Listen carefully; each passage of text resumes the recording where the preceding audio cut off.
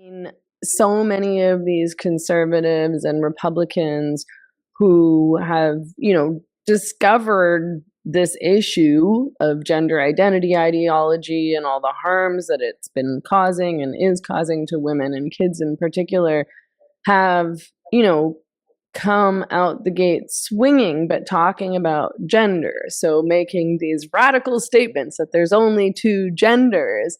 Which Trump And did in the inauguration. yeah, yeah, totally. And I get why people conflate the words, because they are conflated, but because of this particular debate that we're having, I think it's really important that we don't conflate it. And when I talk about this, some people agree, who understand the issue, and some people who maybe are newer to the issue don't get it and say, gender and sex mean the same thing, they're interchangeable, like stop nitpicking. But I think I've just seen, and you probably have as well, over the years, that it's in large part because of that conflation that I think this ideology has been able to go as far as it has gone. And it really just confuses people, because people think, oh well, people can identify with whatever gender they want. And then you say, okay, well, you can't identify, sure, okay, identify with whatever gender you want, but you can't identify out of your sex. And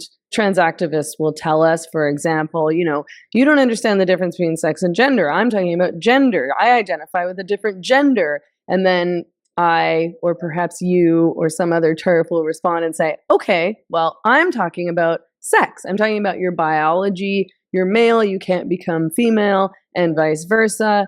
And then we get into this weird ideological debate about what gender really is. And I just feel like, get rid of gender. And so it's been a bit frustrating to see even these people who come into the debate and want to talk about science, for example, and will still use the term gender. So yeah, I like you, was really pleased that this document specified sex, despite the fact that I think Trump muddled it a little bit. And our potentially our next prime minister, Pierre Poilievre, muddled it a little bit, again saying there are only two genders. Hopefully we can correct that on our end too. Do you think, how big of a problem do you think that is? Do you think it doesn't really matter all that much if people are mixing up sex and gender? I'm not even sure if we can really undo that. I'm hoping that we can. I'm hoping that we can as well. And I do think it does a lot of damage. And I have to say, as much as it pains me to say, I have to say that the late Justice Ruth Bader Ginsburg had a lot to do with this, because she was very deliberate in using the word gender when what she meant was sex. And she did that because she thought that the all-male Supreme Court before whom she was arguing would be uncomfortable with the woman standing there using the word sex. And I don't think for a second that Ruth Bader Ginsburg thought that men could become women, or that any men were women, or any such nonsense. Nonetheless, her use of the word gender when she meant sex in legal documents, I think, has really been a problem. It's been a problem for me to the extent that, this is really in the weeds, but when I write about these issues, I often want to cite a case called Price Waterhouse, which is a really great case for women in the workplace, because in that case, a woman named Ann Hopkins sued her employer, the Price Waterhouse Corporation, because they had discriminated against her unfairly, because in their view, she was insufficiently feminine. She used swear words, and she had short hair, and she didn't wear enough jewelry. And so she was slighted for a promotion for which she was unquestionably qualified. And she sued, and she eventually won. And the Supreme Court found, rightly in my view, that discriminating against women for their failure or refusal, depending on how you think about it, to conform to the standards of femininity constitutes unfair and unlawful sex discrimination. It's a great case, and it's a great outcome.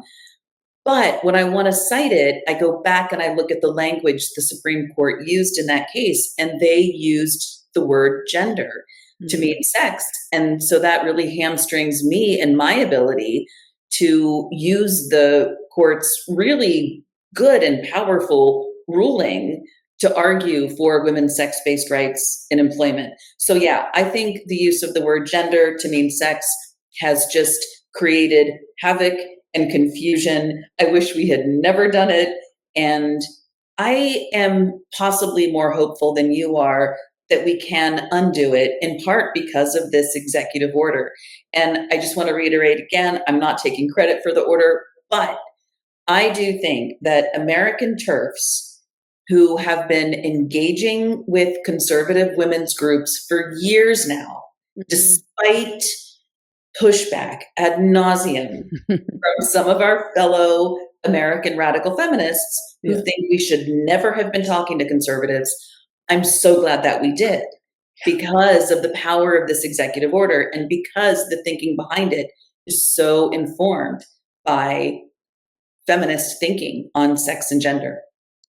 I think it really disproves that argument that tons of Canadian leftist feminists made that argument as well. Same thing in the UK, where they said, don't get in bed with the right and, stop engaging with Republicans and conservatives. This is going to screw everything up. And it didn't screw everything up. It was actually incredibly successful. And now we have all these Republicans and conservatives and just, generally, I don't really care how they align. We have people in power who are putting an end to this whole thing and, using really effective, correct language that they never would have come up with if not for the TERF influence. Like these are TERF arguments, right?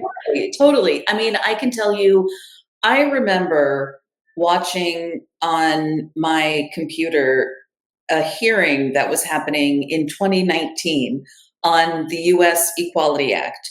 And a senator named Charles Grassley, who is a Republican, gave his intro remarks on the thing.